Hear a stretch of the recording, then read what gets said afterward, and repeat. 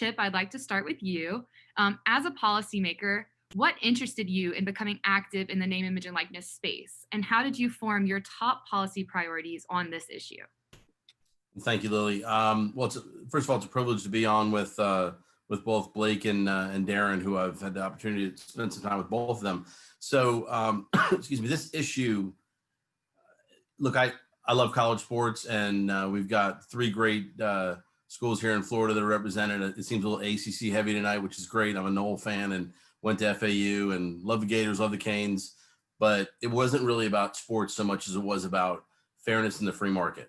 Again, big sports fan, but really this was about, why is the business economics student able to create an app on a market and sell it, or why is an artist able to do something and sell it, and why is somebody else allowed to create off their image, likeness, or their intellect, and it doesn't fall to the student athletes. And again, we're always thinking about great programs like Blake heads at Miami. We're talking about football, we're talking about basketball, baseball, but this is something that really in my heart kept thinking, all right, what about women's golf? What about crew at Miami when there's nothing after that? So really it was a economic issue to allow student athletes to enter the free market. So your second part of your question really is, how do we get to this point? And Blake was very, very kind and generous with his time to come up to my district office in Lighthouse Point, which is a long way pre-COVID on a traffic-ridden I-95. And he came up, we talked quite a bit about what was, what our vision was. And the one thing I would say, starting with both Blake and the president of UM, all the way up to UF and FSU, the schools that we were able to sit with, the ADs at all the major schools, one thing I wanted to make sure they understood is, look, I'm not the bad guy. I'm not trying to undo the great programs that they have at all these great Florida universities as well as out of state.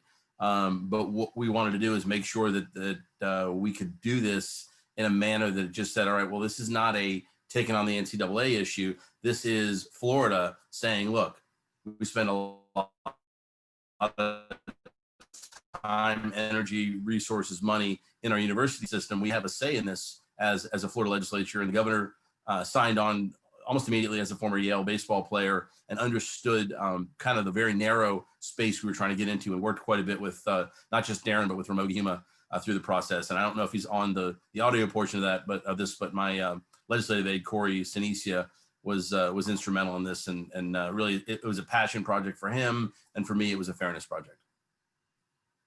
Yeah, that's a really interesting background, Chip. Thanks so much for sharing that. Darren, I'd like to move to you because, as Lily mentioned, I know you were heavily involved in the legislative process as well for this bill. Compared to the California's SB 206 bill, which was first, Florida's arguably has made a bigger difference on overall reform, mostly in part due to its earlier deadline or date of effect in July 2021. And I'd love to get your thoughts on what you're thinking behind this earlier deadline, and why did you guys push for this?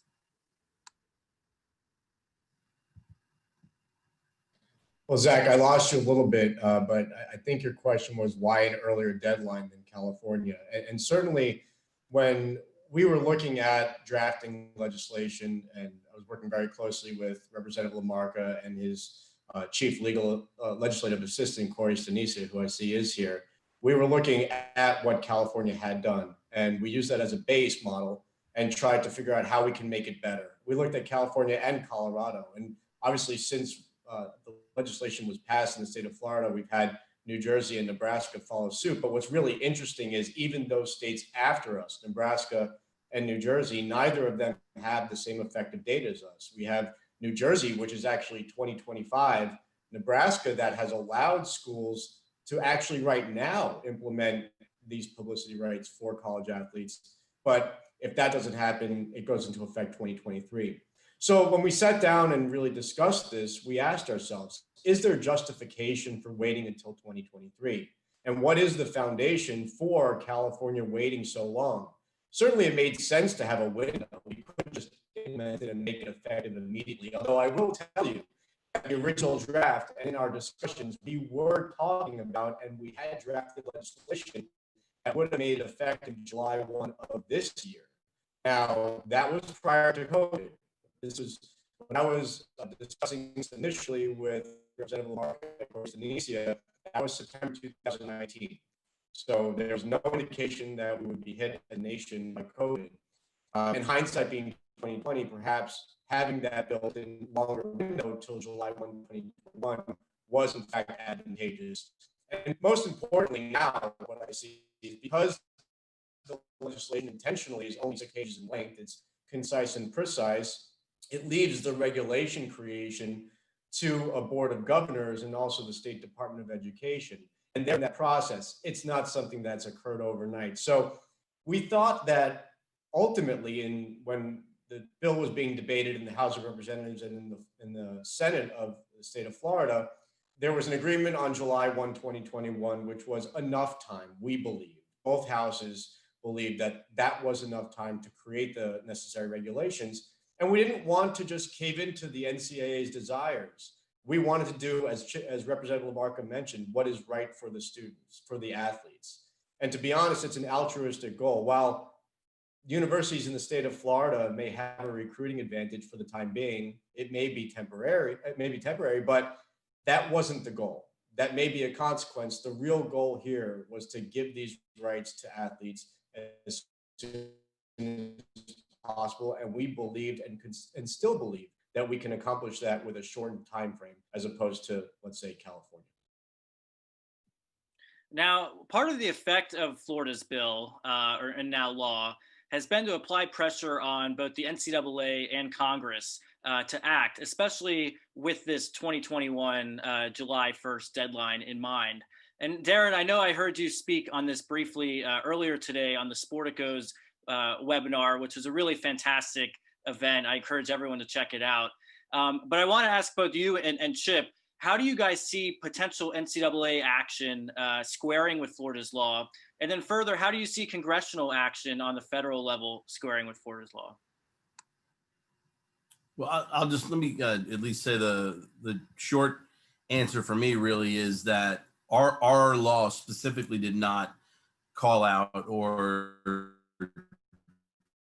take issue with the NCAA. So we are, we feel very strongly that our, very concise, as Darren said, law, identifies the benefits from this. And it just so you're aware, this bill got a lot longer when leadership in the Florida House wanted to basically make it a college athletes bill of rights, and included insurance issues, health and disability, and things like that. So we got it back to the framework which we really started with when Darren and Corey and I sat down and looked at this. But from the standpoint of, I personally think the best thing that can happen is this is at least the framework or the template for the rest of the states, and it will get hopefully the U.S. Congress, hopefully post-election here, to get to the table and create something that is very similar and can take place in 50 states. And as much as I'd love Blake and all the other programs here in Florida to have a little bit of advantage, I think really the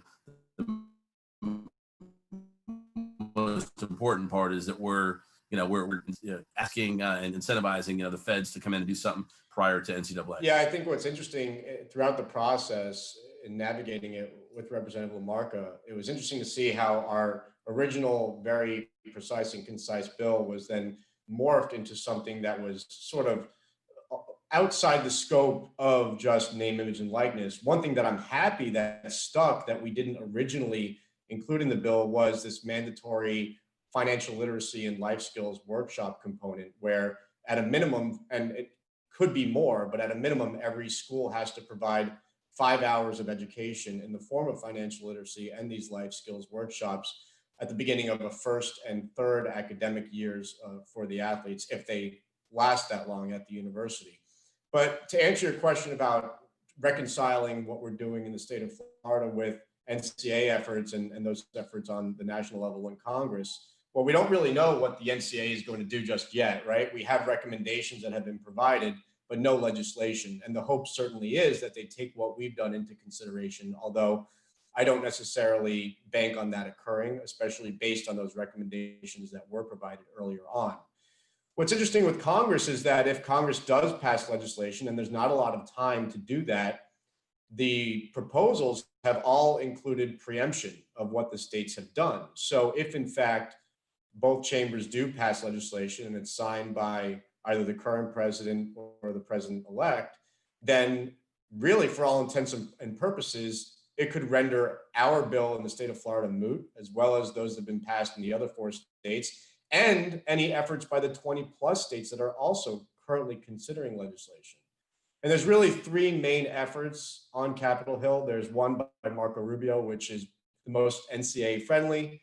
There's another proposal by Senators Cory Booker, who I heard you've had on here before, Kamala Harris, and others, which it would be actually way beyond just name, image, and likeness, including pay for play and scholarships indefinitely.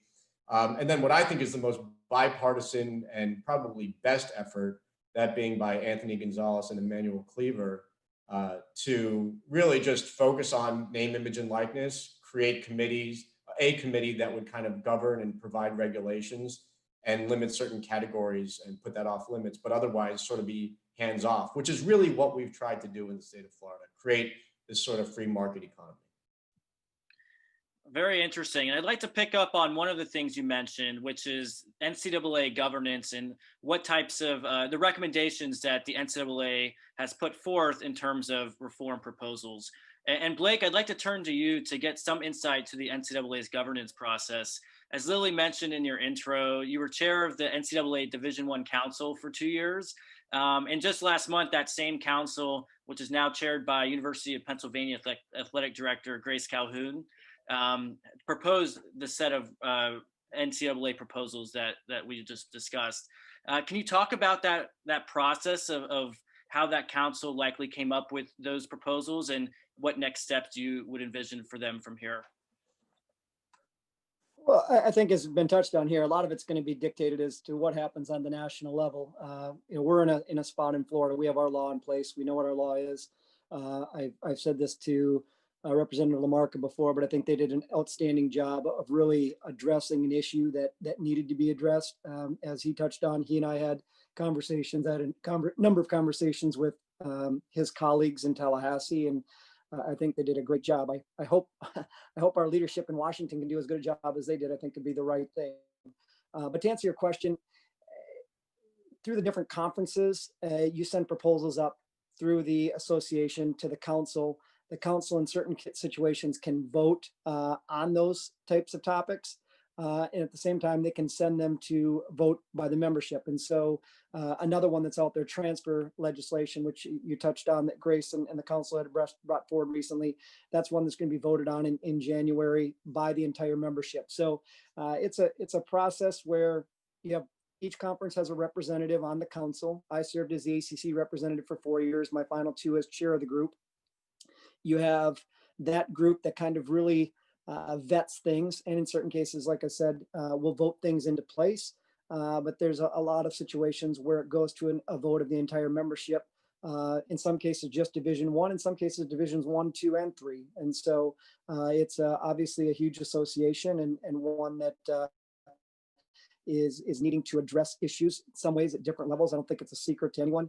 How we operate at Miami is different than even how I operated when I was the athletic director at the University of Maine, and we're both Division I programs. So there's a lot of moving parts to it, but the council really is that opportunity for all 32 conferences to have a voice in really either determining the legislation or determining how the legislation looks as it goes to a vote to the association.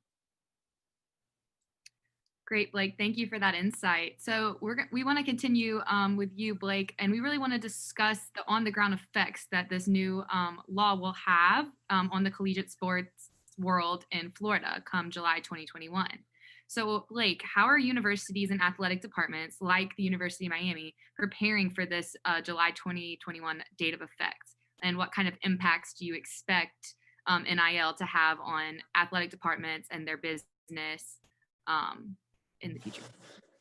Well, I guess I think it depends on where it goes. Again, as I said, we're very familiar with the Florida law, and I think the law in Florida did a good job of really creating opportunities for young people to have NLI opportunities and monetize those opportunities and take advantage of that brand that they've created.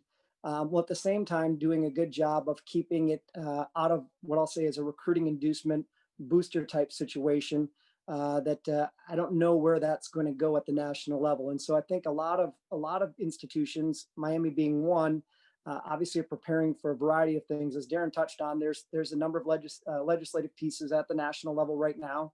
I'm confident there's at least one more to come, and maybe more than that. And so how that all plays out, and does it play out in a Senate that is Republican led during a lame duck period, or is it something that doesn't play out until there's a new president in place and potentially new control of the Senate that we won't find out until January? So I think where this ultimately ends up will really determine where a lot of schools have to go.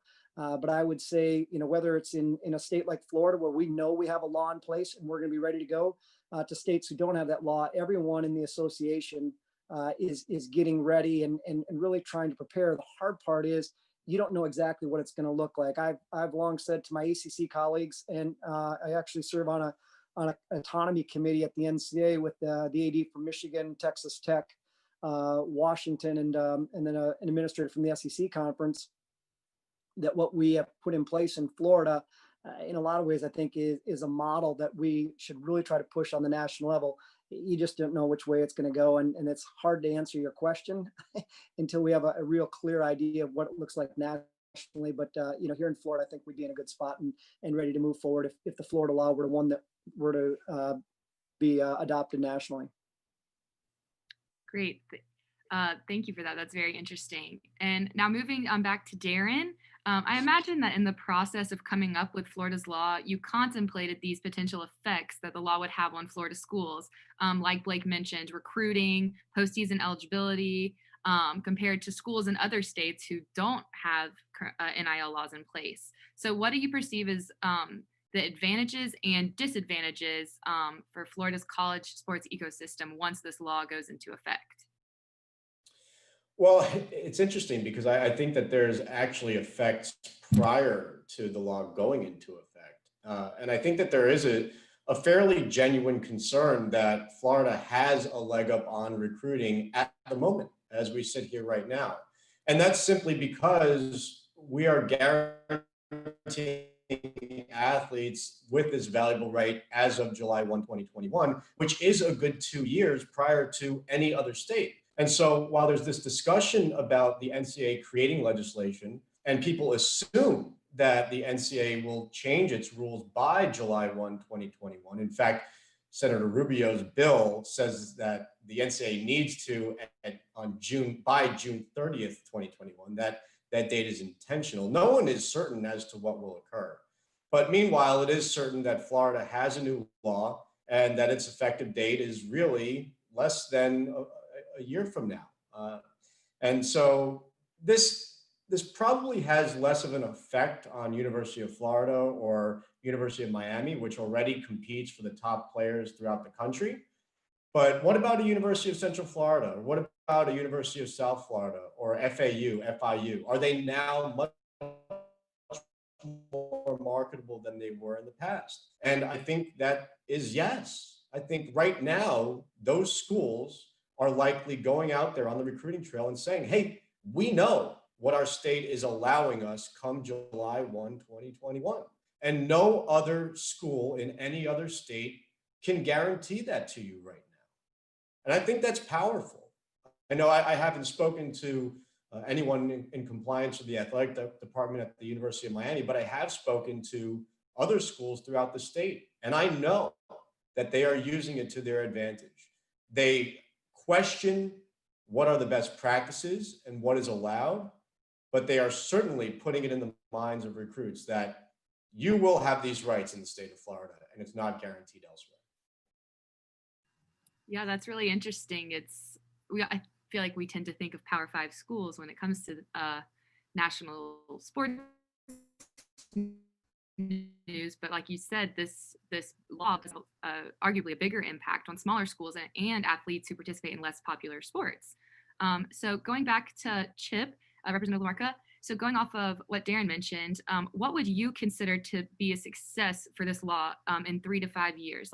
What would success look like to you?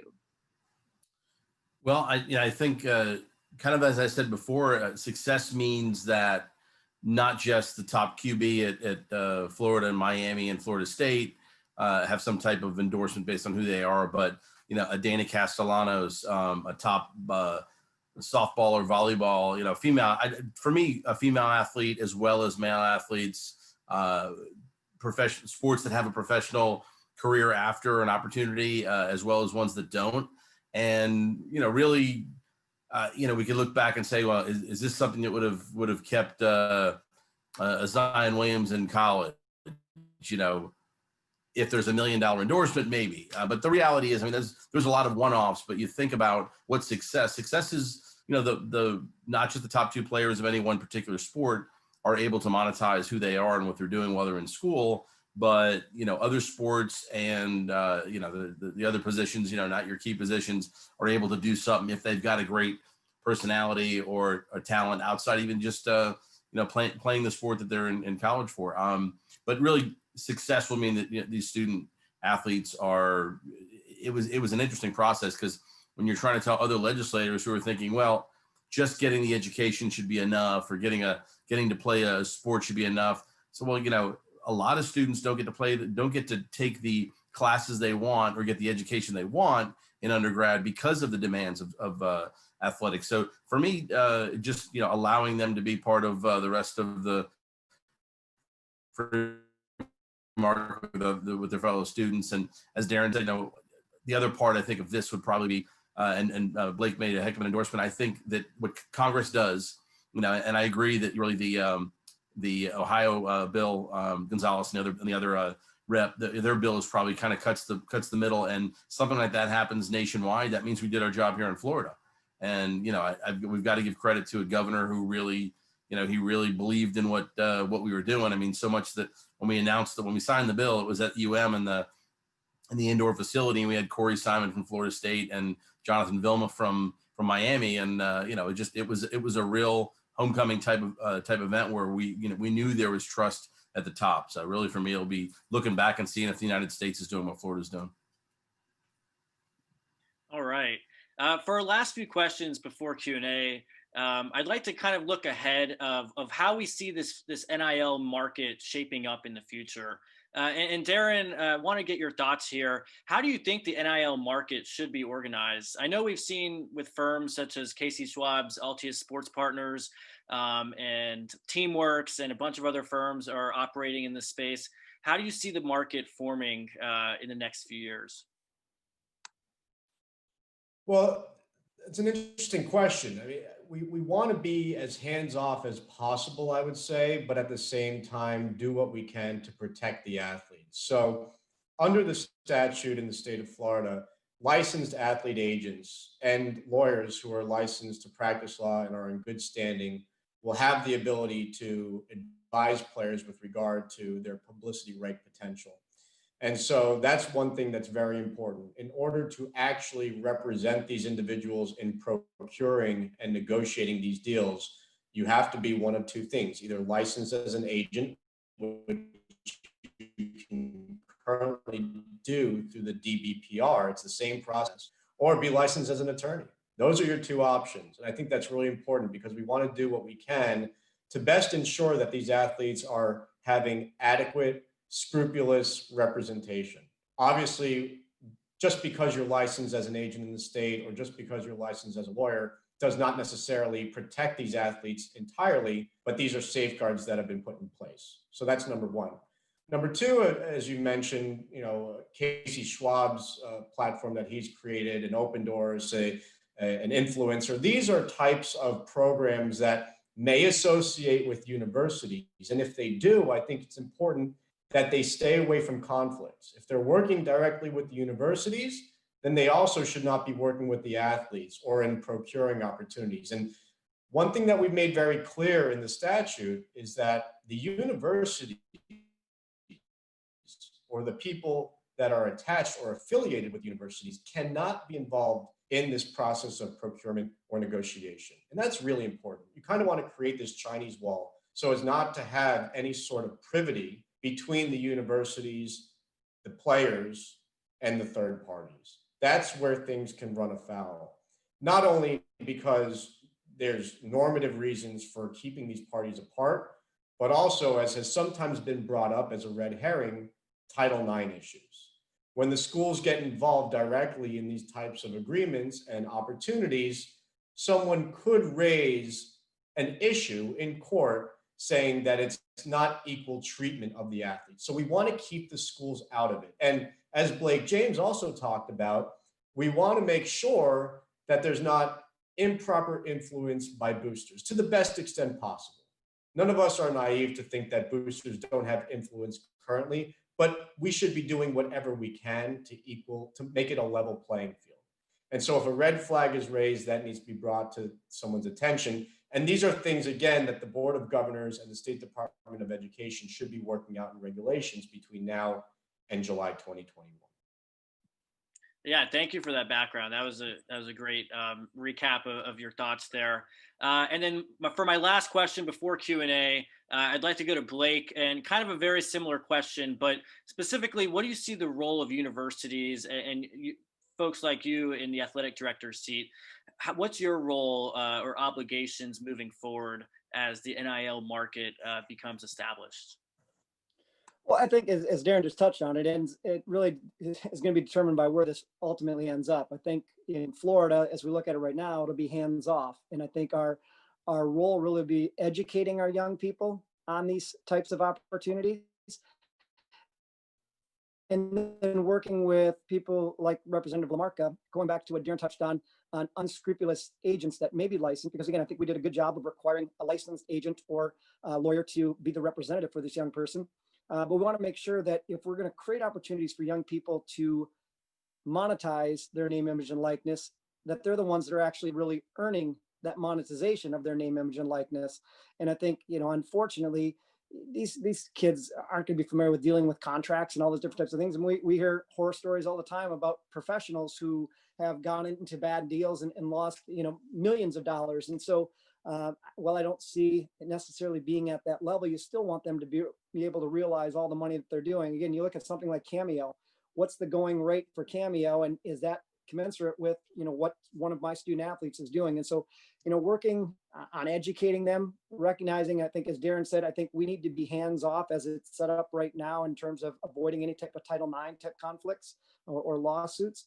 And then as we learn more about how this is playing off, going back to people like Representative LaMarca who have an interest in this area and giving them some feedback on things that we're learning in the process that maybe we can help further protect these young people and allow them to greater capitalize on this law that was put in place really for them to be able to do things, not for others to be able to monetize on their name, image, and likeness. That was I think one of the things that, we talked about, Representative LaMarca and I, back, I don't remember when it was when we were putting this in place, but a while back. And again, I think we've done a good job in Florida. I just hope we can do that same type of work at the national level to, really protect young people while giving them this opportunity to capitalize on name, image, and likeness.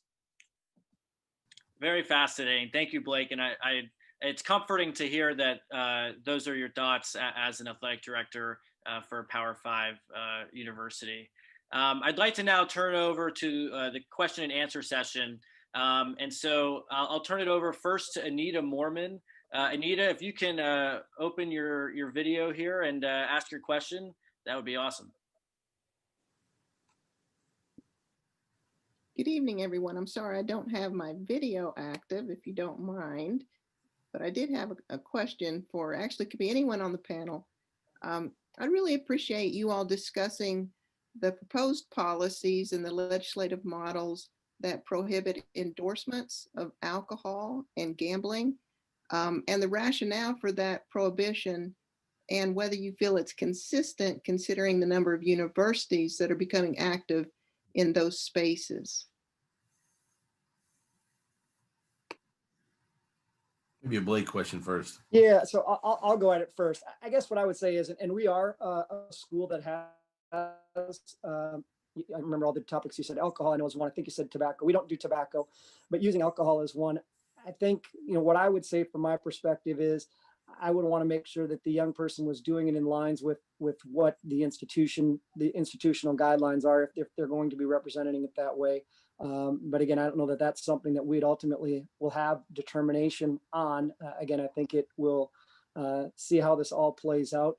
But I think to be consistent with what we're saying. I don't think it's fair for us to say you can't do any of these categories if we're doing them as institutions. So I don't know how this will ultimately all play out, but I do think that's something that needs to be discussed. And if the Florida law is one that is adopted nationally, again, I think it's one, as I said before, we have to continue to look at it and really look at what are the consistent things and what are the fair things, what are the right things to do to allow these people to continue to monetize name, image, and likeness. To be clear, the Florida law does not currently include any categories that are off limits. I'm sure that'll be something that the Board of Governors and State Department of Education tackles between now and July 2021. My reference to those categories was actually because in the federal bill in Congress that was most recently proposed, the bipartisan legislation that I had referenced, that bill includes specific categories that are off limits, including adult entertainment, tobacco, I believe, I don't know if marijuana specifically, but illegal substances, gambling. And I think the question, though, is a really good one, because meanwhile, we're seeing very recently Colorado enter into a gambling deal with PointsBet. And then separately, just today, we saw New Mexico State license its intellectual property to a liquor brand, to create a brand surrounding their logos and whatever other trademarks that they possess. So is it fair from a normative standpoint for universities to have the capacity to enter into these types of deals, but then preclude the athletes? And it's certainly a discussion that needs to be held. And I don't think that there's enough people, certainly at the NCAA, who are really strongly considering this. If we're going to tell the athletes that they can't enter these types of deals, shouldn't we also be telling the universities to stay away as well? And again, I just would build on Darren's comment there, and hopefully I did a good job of communicating that. I think we have to be consistent as we go forward. And so young people need to understand. So if the University of Miami isn't going to allow tobacco as an institution, and that's something we're standing by, and that's the expectation we have of students coming in to Miami, that's a choice they know, or I guess that's a reality they know coming in. If another school gives them that opportunity and that's what they want to do, I think you have to be reflective of your institutional's principles and values. And if at one institution they're into gambling or adult entertainment or whatever it is, and they're able to do that, then I think you have to afford those students that same opportunity. But again, these are things I think will need to grow as this legislation evolves. And one quick thing on that. This was a topic of discussion when we were going through the committee process on this bill, and somebody asked this question, and my answer was there was a reason why Randy Moss didn't finish at Florida State. Team rules.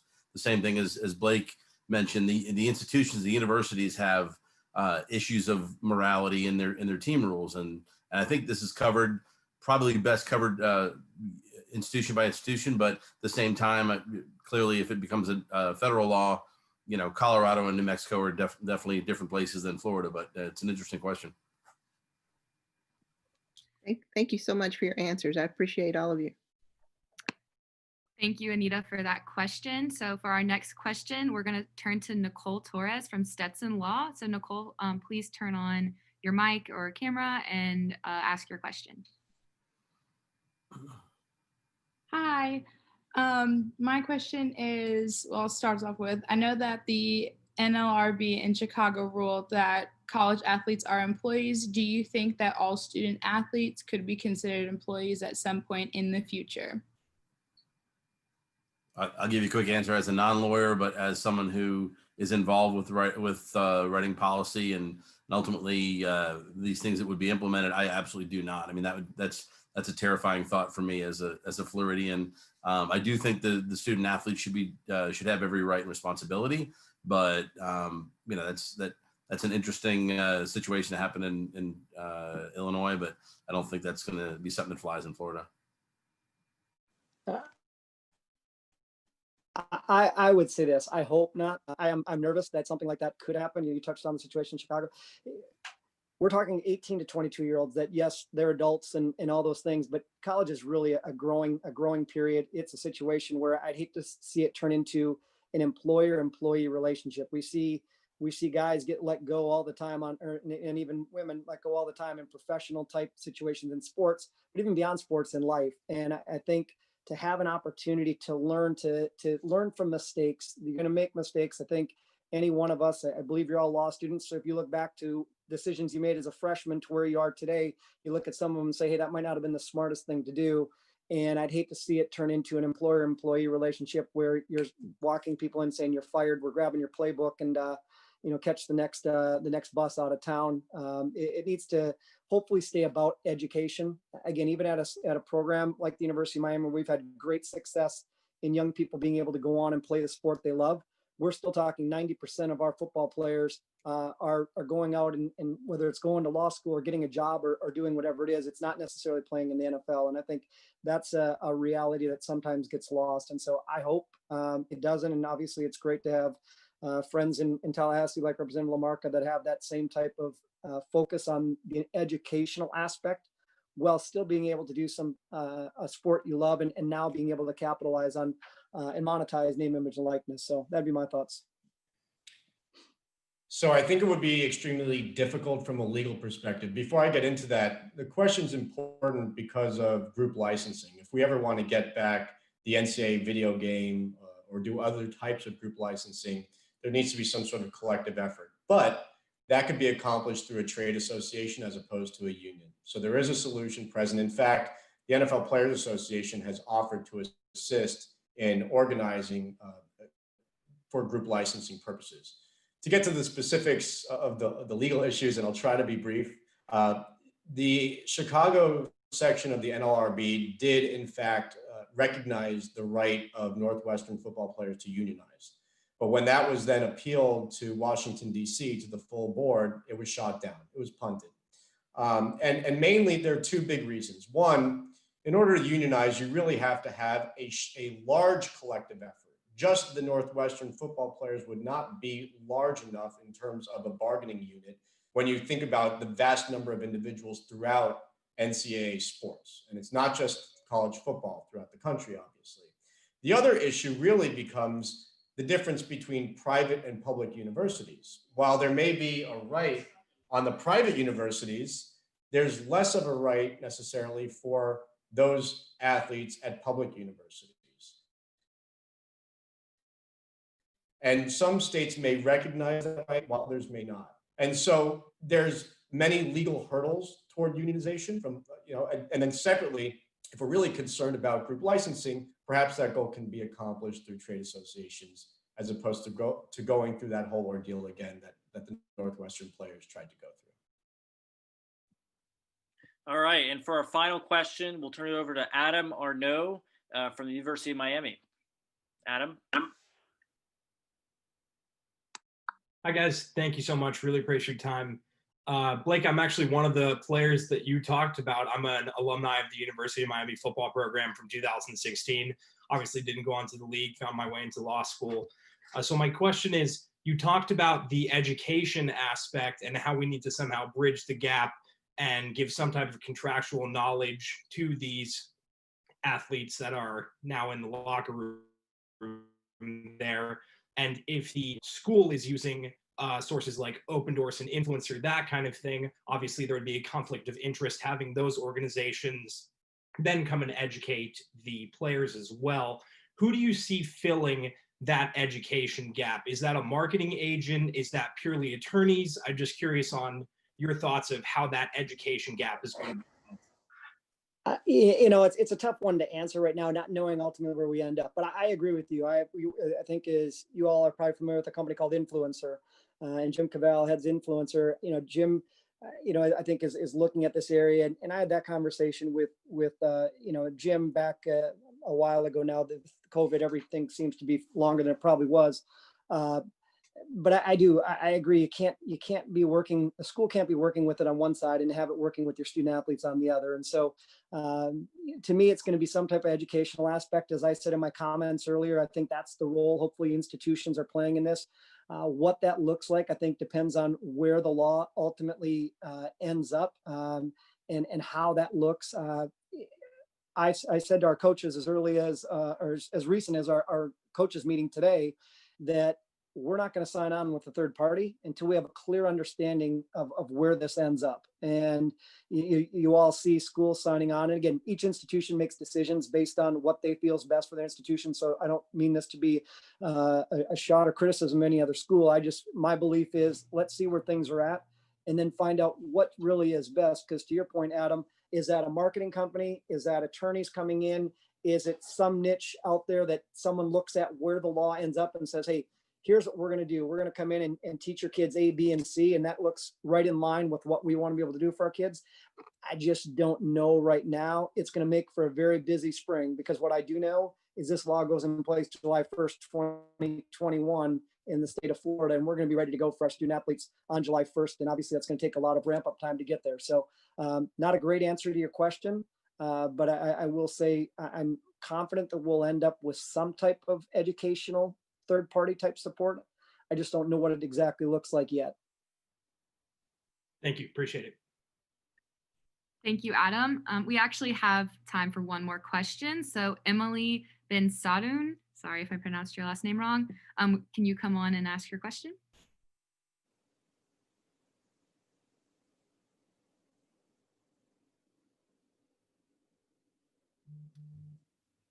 Emily?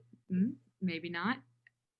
Okay, so next we could have Dylan Herringer from UNH ask his question. Yeah, thanks. So you guys spoke to it a little bit. I wanted to get some feedback on what everyone's thoughts were on the bipartisan bill by Rep. Gonzalez and Rep. Cleaver. You guys think will pass 2021, and just some general feedback.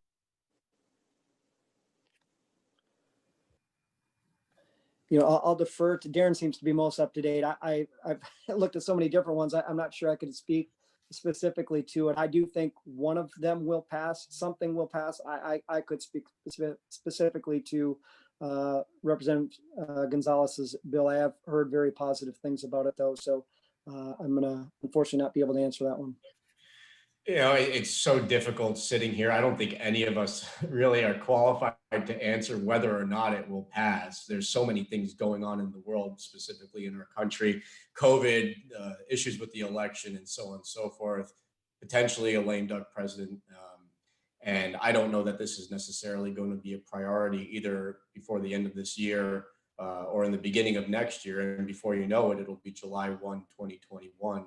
So I guess if I had to place a bet, I would say that Congress does not have the capacity to actually push this through, despite the fact that I heard a senator earlier today indicate that he was absolutely certain that something would pass. He's just not sure what it is. With regard specifically to Representative Gonzalez and Cleaver's piece of legislation, again, I think it's the best one that I've seen thus far. It's sponsored by individuals on both sides of the aisle. It is a moderate bill. It doesn't go beyond name, image, and likeness.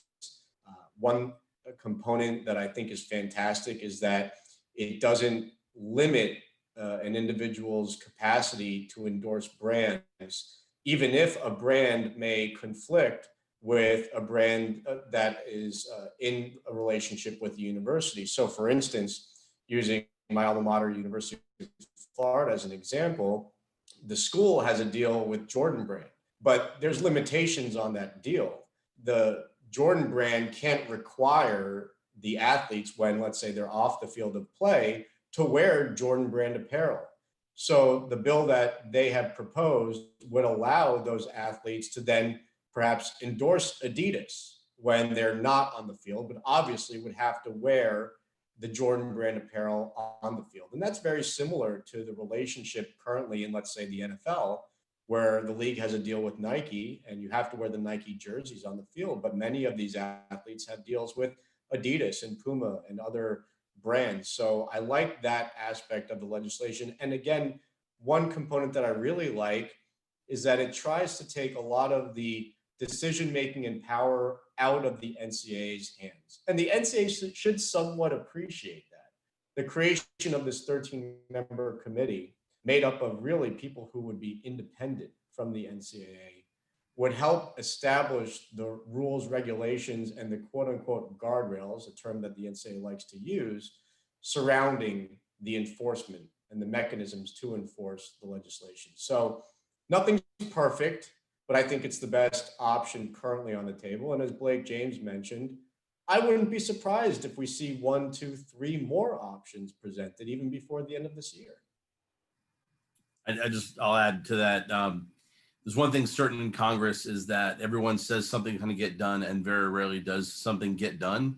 And that's why with a 2-month legislative session in Florida, if something gets through committees to the floor, something's going to happen to it. Whether it passes or not is totally up to the member who's running the bill and their senator. But just looking at it, I mean, I think the will is going to have to be, as was previously talked about, Marco's bill, for example, Senator Rubio from Florida.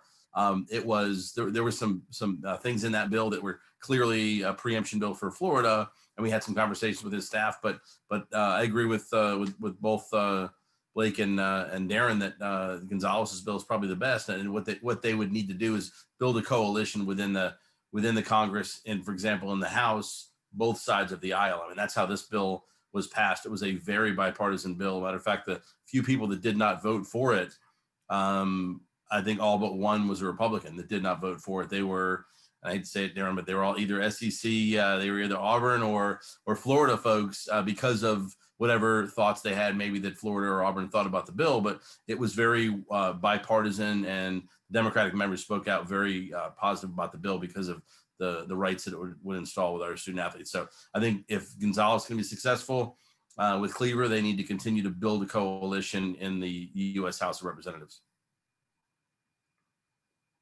All right. Thank you, Dylan, for that question. So we've reached almost the end of our hour here. It went by very quickly, but I'd like to leave the last few minutes to each of our panelists to give a final few closing remarks if you choose. Blake, we can start with you if you'd like. Sure. One, I don't know how many of you are on here tonight, but college athletics is a great industry. It's going to continue to be a part of American culture. I'm confident of that. Is it going to change? Yes, it's going to continue to change.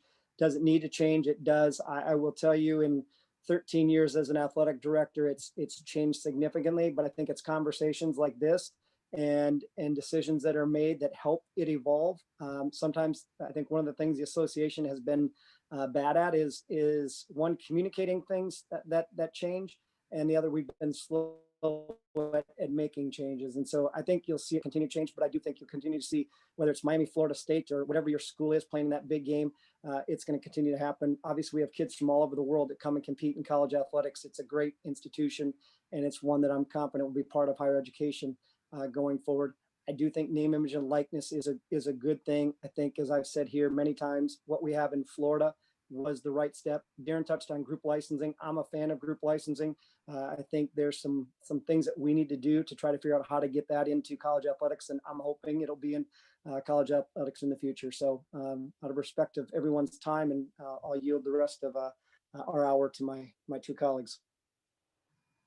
Yeah, I'll just, I know Darren has a lot on this topic, but for me, this issue, well, first of all, look, I, as a elected state representative, and I appreciate the folks that mentioned that I got reelected. It was a tough election, and my opponent actually poked fun and belittled the student athlete bill and college athletics. And what was frustrating is that, this wasn't an effort to help one team or help, particular players or anything. This is just to make the system more fair. And as someone who's entrusted with the vote of the people and to be their voice in Tallahassee, for me, the most important thing is to be able to go back, as Blake had mentioned, if there are things that the Board of Governors gets stuck on or whatever it might be, my commitment is to continue to try to make both this legislation and anything that helps our collegiate athletes or students in general have a better experience in Florida. And ultimately, it was a privilege to run the bill, and I can't leave the conversation without saying that my legislative aide, who was just my campaign manager, so he's successful both at writing legislation and helping with that process and getting me reelected, Corey Sinisi, who's on the call. I mean, he was there every step of the way, and there were a lot of opportunities for people to try to take this out from under us. And we did it. And we had included a Miami now commissioner, the minority leader of the Florida House, in the bill at the last minute to show that it was something that from Florida, and not just South Florida, but all of Florida, but both sides of the aisle. So it's a privilege to serve, and hope Blake and I can have the opportunity to do better things for our college athletes. I know that Chip LaMarca, his aide, Corey Stanicia, have received a lot of praise thus far for what they've accomplished. It's not enough. I think that, Representative LaMarca took an idea that at the time actually was not that popular. While today, it's hard to find anybody who will say that these are rights that college athletes don't deserve. That was not always the case.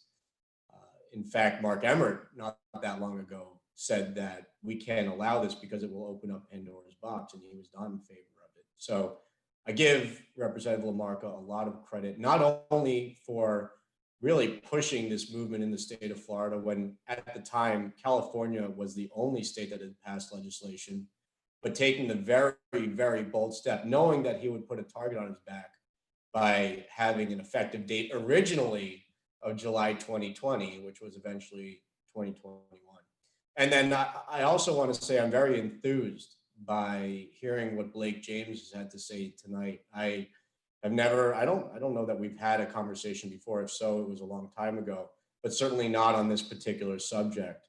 And to hear an athletic director of the stature of Blake James in support of what we've done in the state of Florida, and to hear how he wants to try to implement this and believes that what we've done in Florida should serve as a model on the national level, that makes me really happy. There's still a lot to be done. I do think that, while I'm very excited about these rights that will be provided to college athletes in the state of Florida, I truly would love nothing more than to see our act preempted by a national law, if in fact it was a fair and equitable law. And so I'm hopeful that that's what will happen. But if not, I think it's really important that we don't take our foot off the gas, that we ensure that college athletes in the state of Florida earn these rights, irrespective of what the NCAA does. And I think it'll be a really interesting next, 8-9 months to see what happens on the national level, what happens with the NCAA. The NAIA, which we haven't discussed already, made changes. And then to see what the Board of Governors and the State Department of Education does in our state. So thank you for having us. It's a great discussion.